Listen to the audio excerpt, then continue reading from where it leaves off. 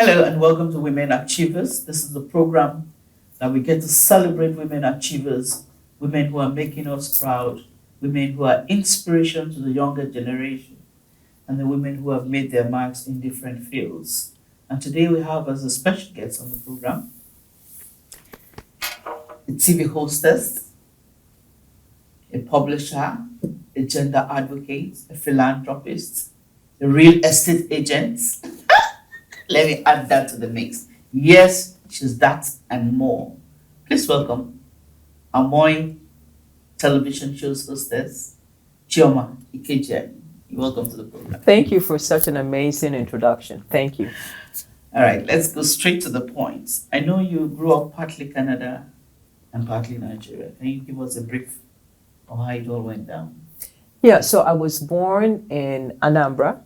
My dad is from Anambra and my mom is from Udi. So I was born in Ibadan, right? It says that in my passport.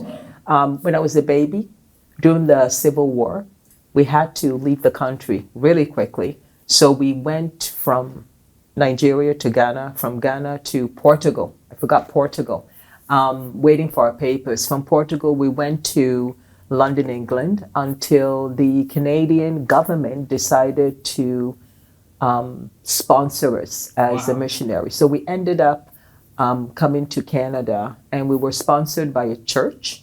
We were immigrants. My dad was a pathologist and had studied medicine in University of Toronto. And so he was supported by the Canadian government. So Canada became my home at a very, very, very, very tender age. So we grew up in Glace Bay, Nova Scotia. I spent my early childhood years until I graduated to high school, Morrison High School, and ended up in university. And then spent my last university years in Halifax, Nova Scotia, and then went into the workforce selling clothing, and then ended up doing real estate in Toronto. Tell me about your publication. What's motivated you to start Amoi Publications? I started Amoi Publication in 2005 in Canada. And it was a way for us Blacks in Canada to showcase the role modeling that Blacks can be. I just felt that if I watched TV, I didn't see myself being represented in a positive light. So I wanted to use my platform as a magazine to showcase the diversity that Canada welcomes, right? So I started this magazine called Amoi. First, I had a magazine called Sway, and I partnered with Tourstar, which was the largest newspaper in Canada. They became my partner, and the magazine was called Sway. Once I did that, I thought, it's time to start my own magazine. And I did, and I ran it very successfully for 10 years. Wow. And then brought it to Nigeria. And then I interviewed the former president, Jonathan. I did a cover story on him. And then I did a cover story with Buhari. And then I decided to go into television. And this is the beauty about Nigeria. Nigeria, you can become anything and anybody. So I worked really hard, and I was able to now do a television show. So I turned the magazine into a television program. So that's how I got into the whole media so how ecosystem. You find the television space? I love it. I think that Nigeria has a lot to offer. I think the digital space gives us an opportunity to really showcase our talents. And I think there's a lot of young people out there that are using the digitization of the economy to showcase and to use media as a platform to showcase the beauty of Nigeria. And I'm only interested in positive stories. Yes, that's it. Yes. We need to change the narrative about Nigeria. Absolutely. When I say I love this country. It's a beautiful country, beautiful people. It is. Beautiful food. And I'm proud to be Nigerian. Yeah, you should be. Absolutely. All right, let's talk about your health challenge. Yeah. Yes, my health. Yes. Um, What happened? The what breast happened? cancer story. You know, it's interesting. I just one day felt this lump when I was lying down, didn't pay attention for 8 months, 1 year. And then I was at a hospital one day and I thought, maybe I should do a full examination because in 2014 and 2015, I did a mammogram. It showed nothing. That's how quickly this tumor grows. Because by 2015, I could actually feel the lump and I could tell that it was getting bigger.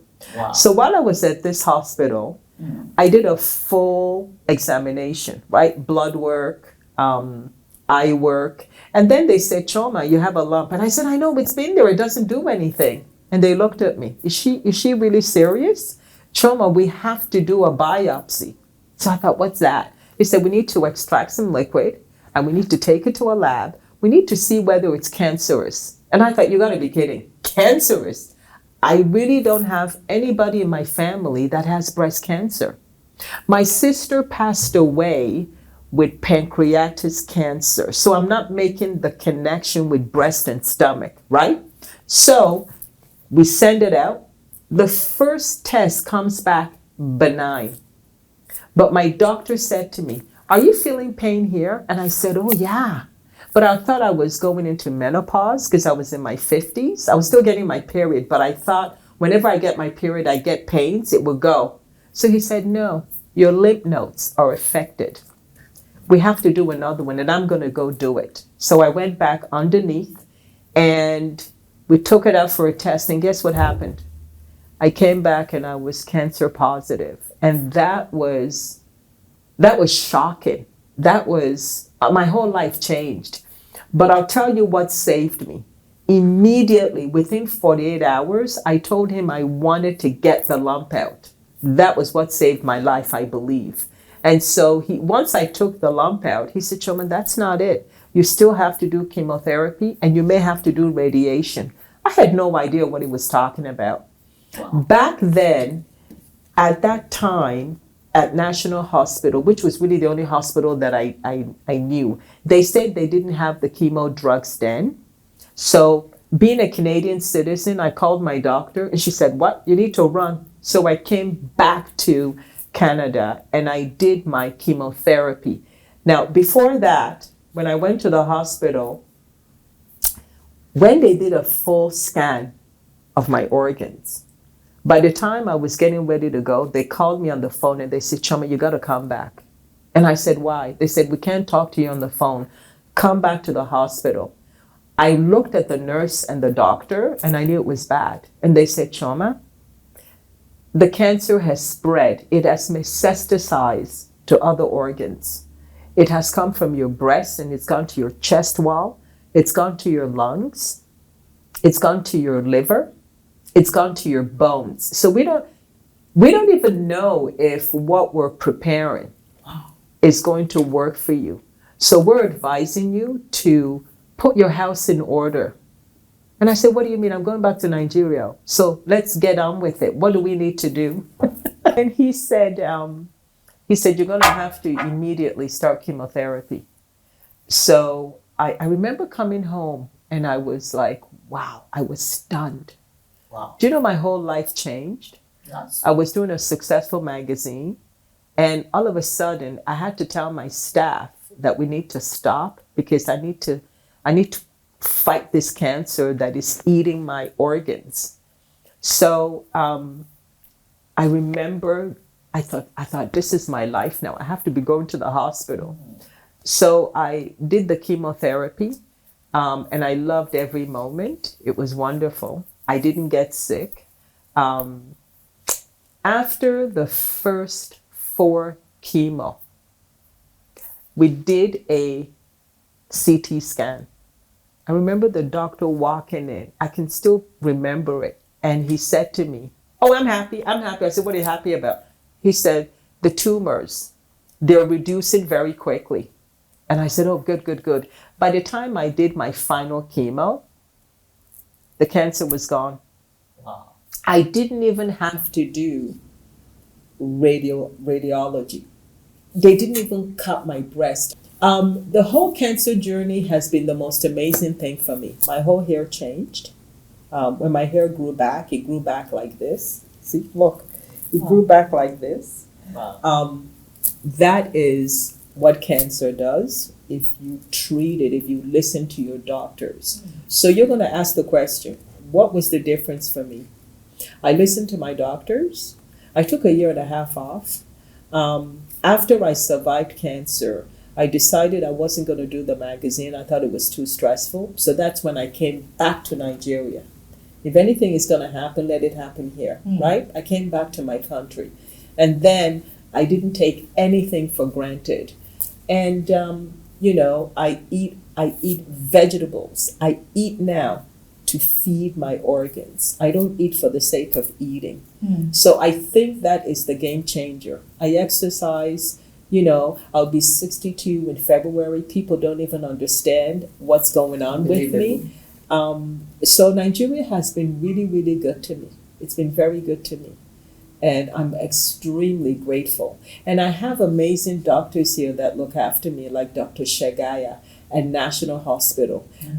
So every 21 days, I take my cancer drug treatment. It's like a subcutaneous injection. And all it does is that I overproduce estrogen. And that's what causes the multiplication of the cells. So it suppresses. Exactly. It suppresses. That's the only thing it does. So I take it every 21 days, and I've been taking it since 2015. Okay. So what's your takeaway from this experience? Women out there. Yeah, the takeaway for me is that a lot of women feel a lump and they're too afraid to do something about it, or it's not a priority. My takeaway is immediately you feel anything, right? If your nipples are discharging, it's really important to go to a doctor. I don't want you to go to a traditional doctor. Not that anything is wrong with a traditional doctor, but cancer is very scientific. And the technology in our medical ecosystem, in terms of treating cancer, is very targeted. And you can survive cancer. Cancer is extremely treatable, and it's not a death sentence. And I'm a complete living witness. The game changer for me, Mayowa, is that you need to psychological train yourself and believe that you will survive. You know how you have the will to do this program? You have to have the will to live. Sure. If you don't have the will to live, cancer will eat you up and spit you out. Wow. Congratulations. Thank you for coming back. You're into gender-based awareness. Yeah, it's, I started the whole women empowerment in Toronto, in Canada. Okay. I did a lot of work with Fortune 500 companies, and we always see men in the boardroom. And I was one of those people, along with many women, that really fought for more women to be in the boardroom. Nigeria it's a different terrain. I think the thing that I'm trying to work on is to get women to work together. Now let me ask you, there's this Japa syndrome now in Nigeria. And having been on both sides of the divide, what is your take on Nigerians thinking that they have to seek greener pastures outside this country? Whenever anybody tells me that they want to run off to Canada, because Canada seems to be the go-to place. I'm telling you. Everybody's running to Canada. I kind of feel sad because I know what they're going to. So, for example, I can tell you this because I've lived it. There was a time in my life when I was homeless in Canada, in Toronto. I lived in a park. So, Canada has, yes, it's got the infrastructure, it has a good system, but it's tough. It's hard. The reality is that Canada is very welcoming, but let's not deceive ourselves and think that it's milk and honey, because it's very, very hard. If you go to Canada, you have to have something to offer, unless the system will chew you up and spit you out. For me, that was even a Canadian system. I had issues because I did not want to go to law school. My father said, I will pay for your school fees. And I said, no, I don't want to do it. So being strong-willed, I graduated from, university, and I came straight to Toronto on my own. And that created a lot of challenges. It's a big city, very competitive. Everybody's looking for their own way. And here I come, I don't know anybody. I don't have anything. So paying for rent became a challenge. And once I missed my rent payment, they kicked me out. So I remember grabbing my bags, put everything in a garbage bag, and I remember going to Queen's Park. It's like a park, and I remember staying there, and it was getting cold, and I didn't have anybody to go to. And I remember looking at Parliament. Queen's Park is where the government stays in Toronto, and I'm sitting here, and I don't have anything. And I did that for a while until I met this lady who sort of assisted me. She said, you can get welfare. You don't have to be begging. I was begging for money. And people would spit at you. People will call you derogatory names. Wow. And being a woman, so it was difficult. And the woman helped me get on welfare. Welfare is like a social assistance program. Okay. And the minute I got into welfare, I was able to go into real estate school. And I had no idea what I was doing. I remember getting my real estate certificate, and I was hired by a company, but I didn't have a car. So I had to get a partner. And then I did all the work, but the partner had the car. So we had to share 50-50.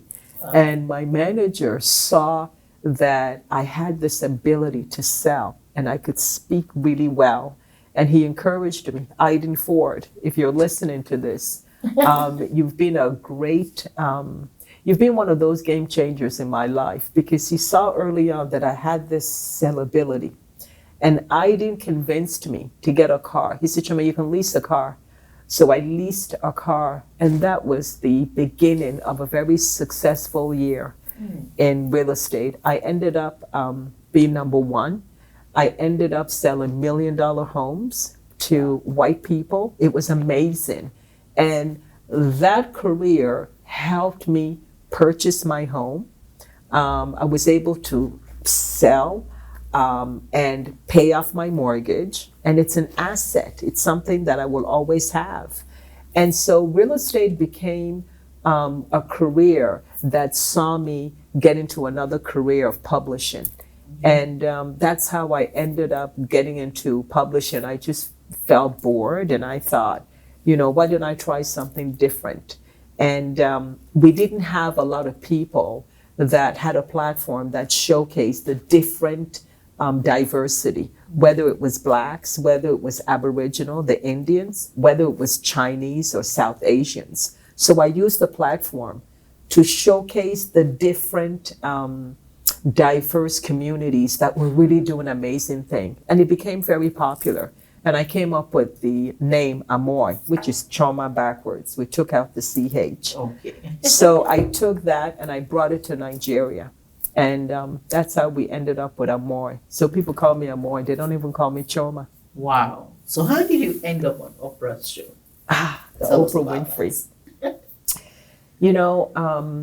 When you grow up in a white society, right? You have very few role models. And I remember I used to go to the library. This is before the internet. I would go to the public library, and I would climb up into the fourth floor, and I would sit there, and I would read everything about Oprah.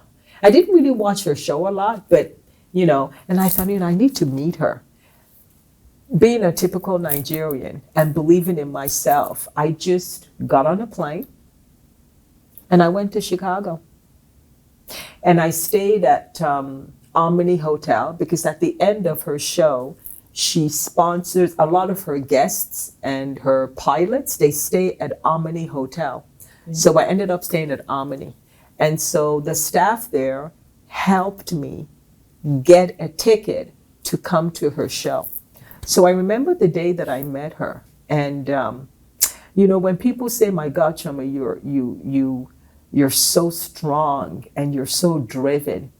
I think that there's certain things, Mayowa, that we do in our lives, right? There are hills and valleys that we go that make you stronger. So going to Chicago and without any plan, and then eventually meeting Oprah. I mean, that. Who tells you you can't do anything? Yes. And I remember after the show, talking to her. You know, I came back and I did a magazine. So that was even before I had that whole concept of doing a magazine. I did a magazine. So that's how I ended up. And that forever changed my life, because if somebody like her was able, through her poverty and abuse, and she was able to reach the heights in America. I wanted to touch the wall of her building because she built that building.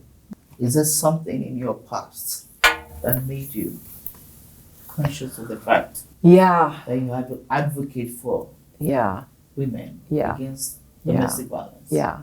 You know, but not so much domestic violence, but I Gender-based violence. I was a child that grew up in a polygamous home. So growing up really young, my stepmother's brother, Uncle Emma, and I always like to out him out. He's a lawyer now in Oklahoma. He sexually abused me when I was younger. And for years, I used to have dreams. Until I had an accident with my car and I did therapy. I did 2 years of therapy in Canada, and that was the game changer. I stopped having nightmares. I stopped having dreams of that picture. And that's how I dealt with it. So once you go through that, I'm even amazed that my life has ended up like this, because a lot of women end up being prostitutes. They end up really not being able to handle what happened to them when they were younger. Sure. But I prayed really hard for guidance. I prayed for the Holy Spirit to guide me. And my mom wasn't there, and I was vulnerable. I remember him telling me that, this is our secret. Don't tell anybody. And not even knowing what that was. So it was a very traumatic period. And so growing up, it's really important for me to talk about it, because if we don't talk about it, there's so many other young kids that are being abused in homes by their family members. So that's how I started my advocacy. And I spent about 4 years in Canada doing a tour with schools, and I saved a lot of lives. And then it became very draining. And then that's how I got into public speaking. It was amazing, because I would go to a high school and I would talk about how I was abused. And at the end, you would have these kids that are waiting to talk to me. And they would say to me, "Oh my God, there's something I want to tell you." And we would save them from that experience. So it was a good experience for me, and it was a way of me dealing with it, talking about it, and becoming more of an advocate. On a final note, what advice will you give to young girls who want to be like you? Wow. School is one of the most important things that you can attend. Having an education was the game changer for me. My father's gift to me was putting me in a classroom and giving me the ability to be smart. And then growing up, I realized that it's not being beautiful, because anybody can be more beautiful than you. Sure. But it was the ability to have a brain and to use that brain to empower a nation. That's the game changer. For any little girl that's watching this, and it's really difficult, it's sad, it's hard, there's no hope, try to find a way to stay in school, because it is that education that is going to change your life. It's the education that I had in Canada that made it possible for me to transfer my knowledge in Nigeria, like getting free health, for example, and coming to Nigeria and being part of the people that is spearheading and making sure that the Cancer Health Fund works. That is power, because we're saving lives by giving funds to cancer patients, right? Yeah. So that's what education does. So for anybody that thinks, oh, look at her, she looks good, she survived. There's a time for everything, right? And I'm just so happy that I'm here today. And life is short, right? So I want to thank you for having me. Thank you. The story is so inspiring. It's really interesting. As you're saying thank you, I'm playing back when I had cancer, because I didn't even think that I'd be here. Yeah. So I am so grateful. There are chapters you have not yet opened. It's true. It's unraveling every day. You can't go. Well, it's a wrap on Women Achievers. This is where we draw the curtains today. We've been talking to Chioma Ikejiani, a gender advocate, television host, a publisher of a magazine, Amoi publications, real estate developer. Can one woman be so many things in one? But let's find out again in another edition of Women Achievers as we peel another layer of onions. My name is Mayowa Uluwabi. Thank you for watching.